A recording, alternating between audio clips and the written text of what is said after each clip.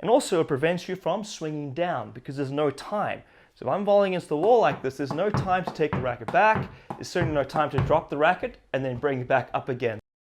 Now, another drill which is really effective, something I did a lot of, is to volley up against a wall. A lot of people don't like to do this, but if you can get yourself to be able to find the rhythm of this, it can be so effective because a couple of reasons. Number one, it prevents you from taking a big take back, and also it prevents you from swinging down because there's no time. So if I'm volleying against the wall like this, there's no time to take the racket back. There's certainly no time to drop the racket and then bring it back up again. So it really helps you for those two reasons, plus it helps with that pushing sensation. There is one disadvantage. Because of gravity, the ball does fall this way. So your racket will be a little bit more open than a regular volley, but as long as you line your strings up close to perpendicular to the incoming ball, try to hit the ball flatter, this will be very, very effective. So you can always choke up on the racket, because as you hold the racket all the way down, it's more stress on the muscles in your arm. So you can always choke it up first to build up the strength. Make sure you keep the racket head above the wrist. See how it's angled 45 degrees away from me?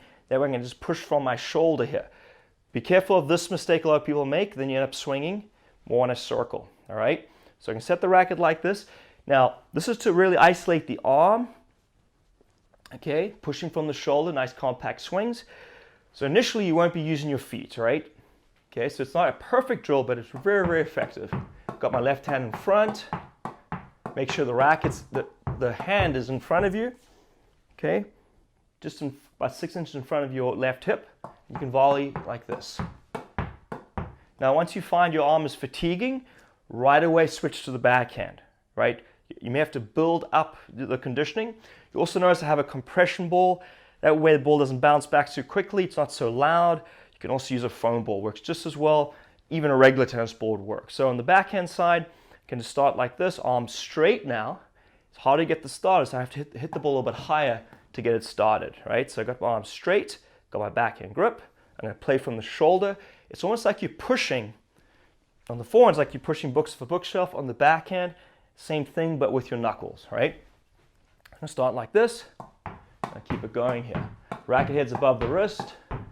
I'll show you from the side angle too. It's about angled like about 45 degrees to my left. So if you have to look from behind, racket's not straight up and down, it's slightly angled this way.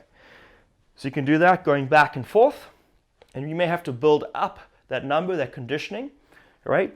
Next thing you can try, just add a little step, just so you're not standing flat-footed, but again, this is a little bit of an imperfect drill. So I can do this. Arm is bent from the shoulder, keep the racket in front. Now it may take a little while to kind of get used to doing this, so we'll show you how you can slowly adapt it, all right? Then you'll move to the back inside, taking a little step, hit the ball up, straight arm now from the shoulder, give it a little push. See how my left hand is back too? I'm sideways, taking a little step each time, okay? That's a great way to work on your volleys. Now if you do struggle with that drill, simply you can just try to hit two back, so you hit the ball there, and then just hit one back and then catch it. And then slowly build up that number, right? So you hit it there and try to hit one back.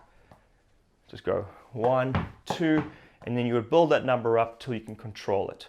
So that's a fantastic drill. When I was playing college tennis, I was really struggling with my volleys. Went back to basics, went back to this drill. In about 3 weeks of doing it daily, my volleys really, really improved drastically. So I was able to do this drill just somewhere in the gym, up against the wall. So it can be very effective if you get into it, right?